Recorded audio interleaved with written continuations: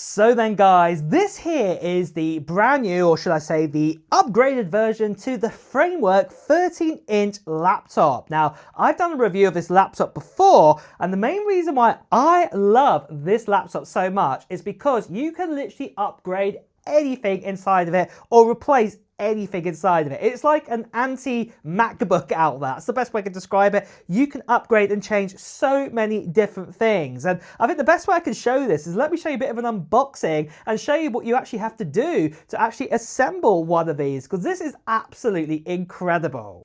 So I do say assemble, but it is partly assembled here, and here is the Framework laptop, and you've got QR codes to get started to help you out, what is really, really good and everything. And obviously we can see here like the spec we got here. We've got the AI 7350 in here. We've also got a 2.8K display. Let's put that to one side, show you some other bits and pieces I've got here. I've got some different bezels as well. What you'll see what I'm talking about in a second. I've got a black one, and I've also got a purple one, so you can actually change the frame of how you want it there. So yeah, that is really, really awesome. And then obviously you can choose what type of keyboard you want, you know, different languages and things like this. I've got international English here, which is really, really awesome. So yeah, and then what else we got here? This here is a really cool pack. This is like your RAM and obviously your screwdriver and bits and pieces like this inside of that box. We'll look into that in a minute. And then obviously these are the different kind of ports that you can change to have on your Framework laptop. It's really awesome. You'll see this in a second.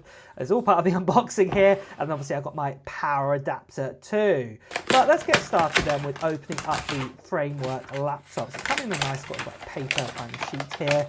Really good on the side colours and things like this. And obviously you can see here the different kind of like empty sort of ports here on the back, what we'll get to in a moment. But obviously you can see we're exposed here at the back because we haven't put the bezel on, but again we'll get to that in a minute. But that is a really cool design. That's the Framework design cog there, what's pretty awesome. Let me just open this. Now this might scare you that obviously we can see the whole inside of the laptop, but this is what I want to explain to you, that you've got the full inside of the laptop. What you can upgrade any part. You can upgrade the motherboard, you can upgrade the battery. Here, what's really cool, you know, if it wears out, you can upgrade the speakers, you can upgrade so many different things. Just scan the QR codes, get different parts, and you can do as many upgrades as you want with it. This is the great flexibility about the Framework laptop. You can upgrade and do any changes that you want to complete. And with that, let's get started then with kitting out this Framework laptop. So this box right here, if you remember it, so yeah, inside of here we've got our RAM and storage and things like this. So let me just pull this out here for you guys. Here we go. So let's put that to one side. I've got my RAM modules here. So I've got two 8GB DDR5s, and I've also got my storage here too. And then also I've got a nice screwdriver. What comes included too, it's really awesome that you've got like a Torx end, normal screwdriver end, you know, crosshair end, whatever you want to call it. But let's then get started then with doing some upgrades. Let's do some changes here. So first what I'm going to do is I'm going to put the storage in. I think this is probably the best idea to get around. So let me just get it out of its sort of packaging here, the NVMe. So obviously you can just take it out here, and I'm just going to put it just down to one side on the battery here just for the second. So what I want to do is I want to do the screw here, and obviously I can scan this QR code here if I wanted to get information how to load this in. What's really, really good about, I've done a few NVMEs in my life, so I'm just going to slot that in. It's really easy. I've got the screw here, and obviously I can just put that on here. It's magnetic with this screwdriver, which is really, really awesome. And I can just put this in. So like I said, I can put in two of these if I wanted to. I can actually have two NVMEs, which is really, really awesome. Here we've got one at this end, and then also we can have one at the other end too if we really wanted to do that. So yeah, obviously we'd have to put out the wireless card for that, but you know, the ability's there, what's really, really awesome.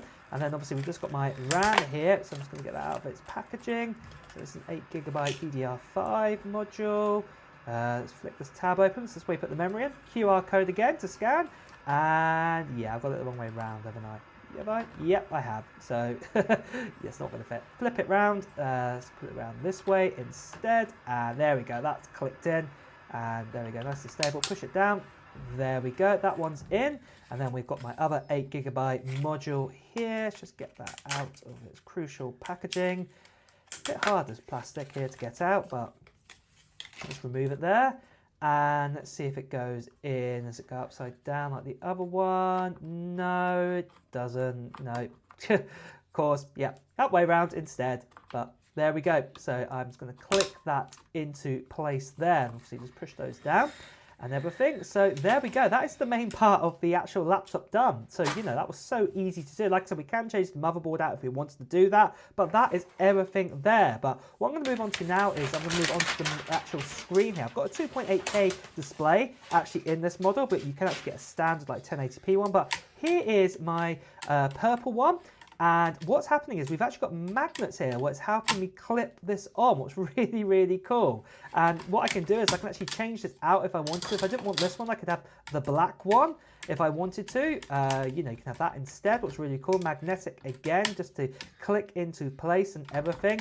But I think I'm going to be a cool boy today, and I think I'm going to stick with having the purple one here. What I really, really like, what's a little bit see-through too, what's really, really cool to get that cable a little bit tucked in there.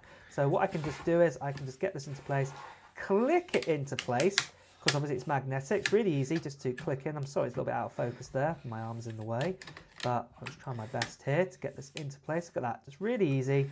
Clicks it into place. And then obviously this bottom here, that clicks into place and everything. Easy as that. And then in theory now, that's all nicely done. If I close this, do the test, and now if I flip this over, can you see now? There we go, got it in purple. You know, this was bare earlier. There we go with the lid closed.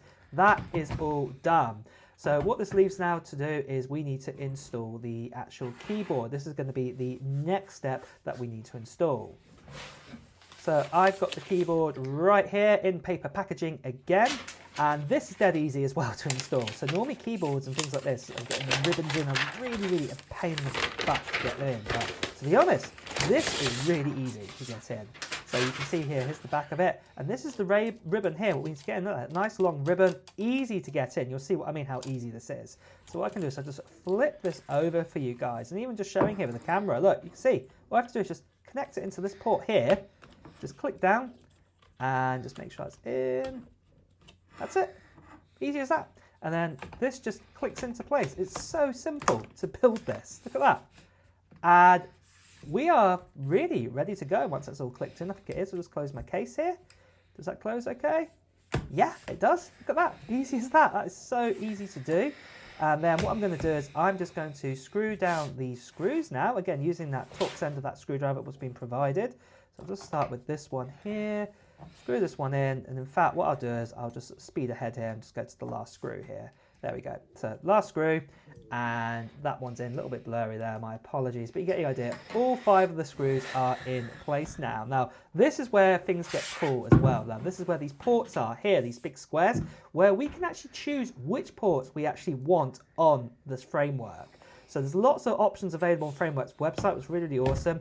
And obviously you can scan that QR code to get them. But I've got a number of different ones here. I've got USB-Cs, for example. So if I just tear this open, if I can tear it open. I'm terrible at unboxings, as you can tell. Look at that. See, that I'm awful. It's the wrong way, wasn't it? That's the right way. And I can just pull this out. And let's have a look inside here.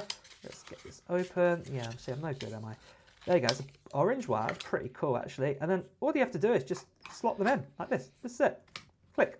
And then let's get another one, let's get a USB-A this time. So let's just rip this one open. See, I still can't open these, that's how terrible I am at this. Let's have a look. Here we go, silver one this time. So you can choose different colors, by the way, on the framework. So yeah, so again, just slot that in, and there we go. They're both in place now. Now what I've also got here is an Ethernet one. And this one's a little bit thicker because obviously the Ethernet end is a bit thicker because obviously the cable, the RJ45 end. So yeah, I can actually put this in if I want actually physical network, and that can just click into place as well. If I can get it in the right way around first of all. There we go, that's better, makes sense. So there we go, that's in place. And then what I can also do is I can choose then of different kind of ports again. So I've got another USB-C. I've also got a HDMI port here as well. So if you want to have HDMI, you can choose that. You don't have to. You can go with another USB port or whatever you want. This is the great thing about it. So let me just slot that in.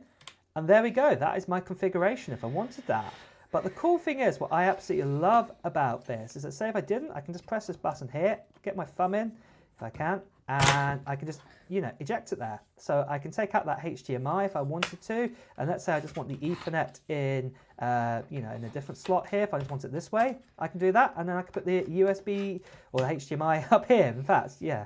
So that is really, really awesome that you can just choose exactly the configuration how you want it there. What I absolutely love there. Now, obviously with that Ethernet, it's a little bit too much for me, so I'm going to pull that out there, and I think I'm actually going to go for USB-C again, another one this time. So let me just open up, making a right mess on my desk, aren't I, as well? Oh, it's a green one. That's cool. And so, yeah, just pull that out. And there we go. I can just slot that in. And like I said, I can change these whenever I want. And I'll have them in any configuration how I want them. It's really, really awesome. So with that then, after this, everything is built. And I'm just going to show it here open, put my USB-C power in.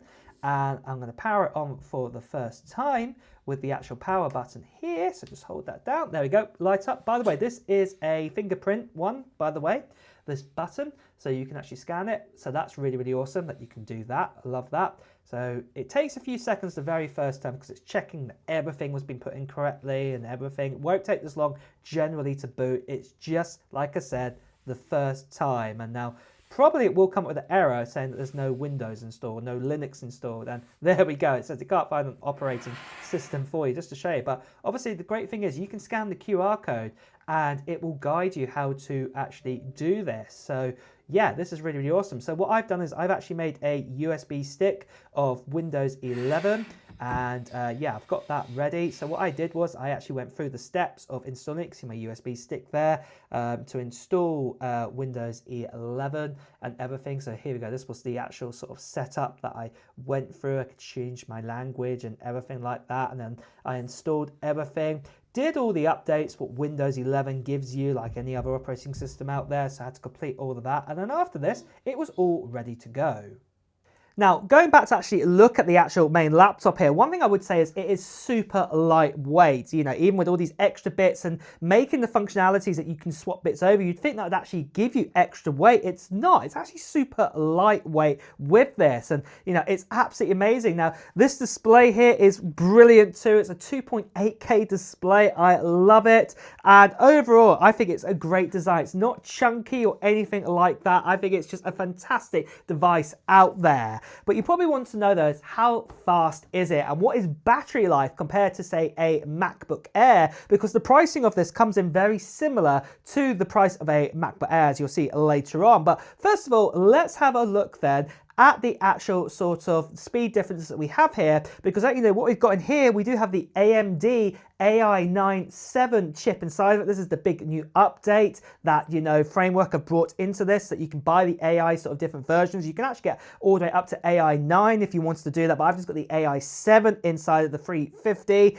But this is going to be absolutely incredible to test out to see compared to the likes of a MacBook Air with its 16 gigabytes of RAM and 2 included inside of it. So let's first of all have a look at Geekbench then to see what kind of scores we were getting right here. And you can see here that obviously the MacBook Air with the M4 inside of it, well, yeah, the single core score is definitely way out in front here, and so is the multi-core performance. And then obviously the Framework one here, well, you can see that the single core is behind, and also so is the multi-core. But do take note here that this is the MacBook Air with the 10-core CPU that we're testing here compared to an 8-core version of that AMD AI 7, 350 here. So it has got 2 less cores. It is a little bit slower here, but still, this is quite impressive what you're going to get here, especially that, remember that this is a device that you can take apart and change around and things like this.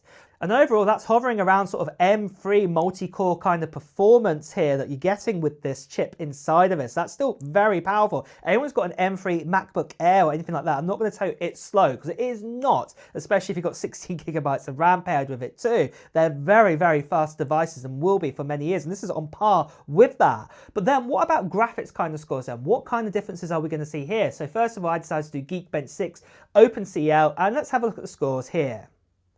We can see that the MacBook Air M4 10-core got 37,005, but the Framework only unfortunately got 24,636. But then after this, I decided to do a Blackmagic disk speed test. Now, this is where things get a little bit complicated in my opinion, because as you saw, I put in the NVMe drive inside of this. I can upgrade that to a faster one at any time or a slower one at any time, but the one I've got in here is a 1TB one, and yeah, have a look at the scores and what we got right here. Well, we can see that the MacBook Air with its M4 256GB NAND chip inside of it, well, you know, that gave us a read speed of 2,836 and write speed of 1,956, and obviously the framework one here, well, we got 6,640, 5,105. But like I said, take that with a grain of salt, because like I said, you can change the storage out to slower or faster. That's the great thing about this. So in my personal opinion, I think it's just a little bit unfair to do this, but I've just shown you it anyway, because I know people in the comment are going to say, why didn't you do that? So that's why I've just shown you there. But yeah, like I said, you can change it to whatever you want. That's the great thing about this. And then after this, I fired up DaVinci Resolve, and I decided to get a 10-minute video and convert it into 25% of its original speed by doing a render.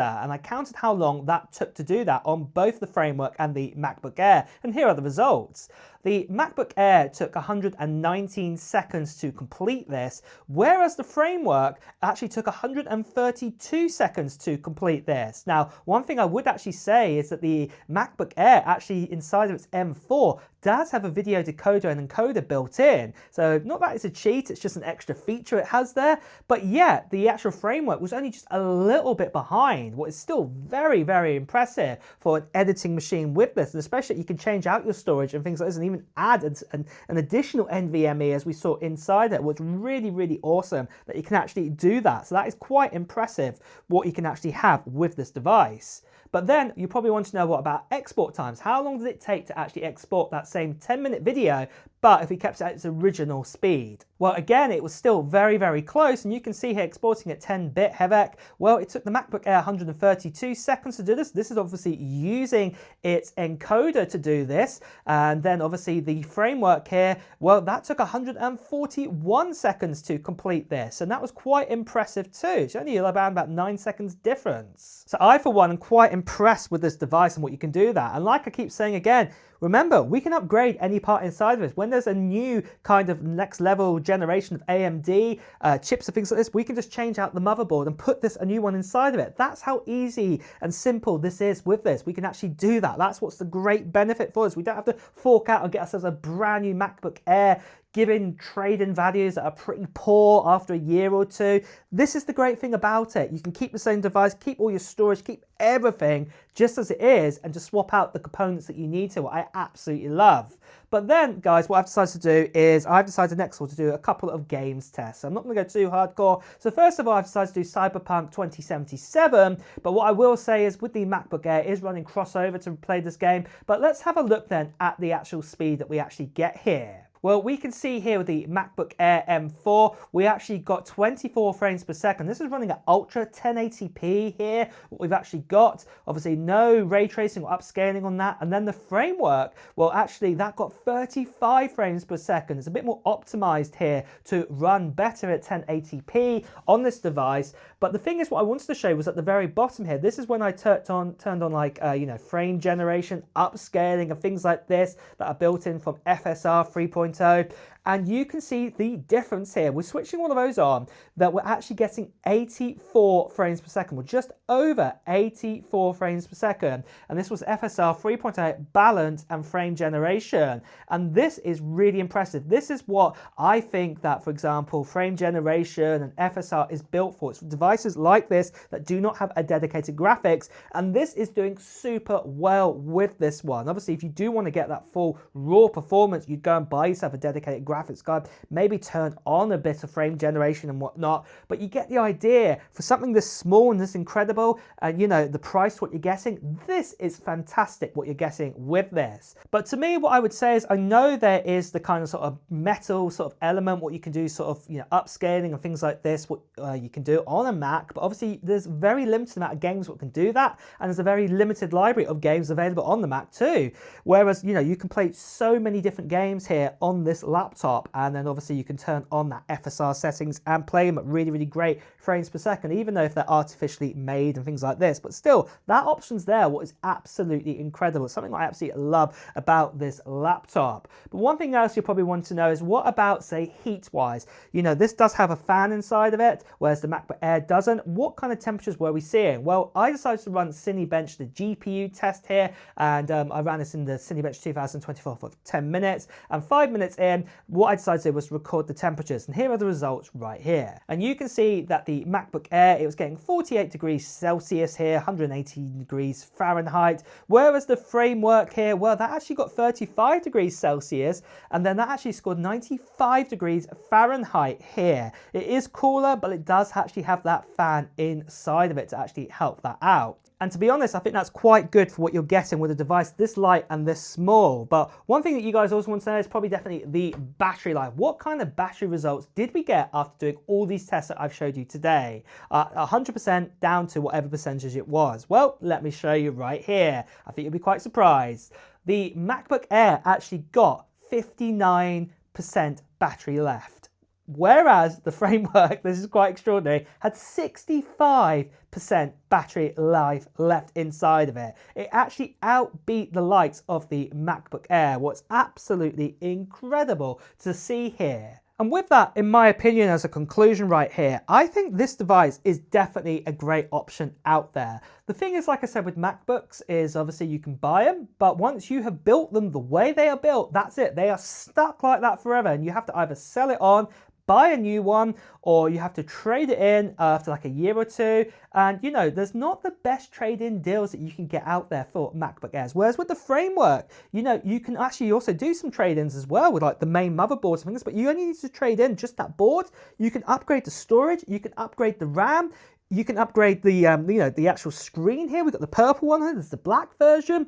You saw that we can change the keyboard out. We still also get Touch ID here as well, as it were. Yeah, fingerprint scanner. And overall, we can also change all the ports and everything like that. Everything inside of this is completely upgradable and changeable. So if any parts break out over time, we can just swap them out, and they're so easy to do that. And I think in such a cool design like this right here, and quite easy just to change everything around, I think this is definitely a worthy device to consider if you were looking into a Windows device over a MacBook. And obviously if you want to keep it for the future, this form factor and knowing that you can upgrade parts and it's not going to cost you loads, this is definitely something to consider. And if you do want to check out this Framework 13-inch laptop here with these new AMD AI chips inside of them, definitely check out all the details are in the description of this video, because these are definitely something that I would definitely look into because they're absolutely incredible. And I think I'm going to be using this as my main primary Windows device now for a laptop because of all these upgrades and things that you can do inside them going into the future. It's absolutely incredible. But what are your thoughts then on the Framework laptop? Do you like the idea of it, that you can upgrade parts and things like this? Is this something that you would consider? Well, let me know in the comments below. And with that as well, guys, it's time to end this video too. So if you have enjoyed watching it, please do press the like button, and as always, if you want to hear the latest technology news, reviews and comparisons, make sure you subscribe to this channel and hit that notification bell. Until next time, guys, I'll see you really soon. Take care. Bye bye.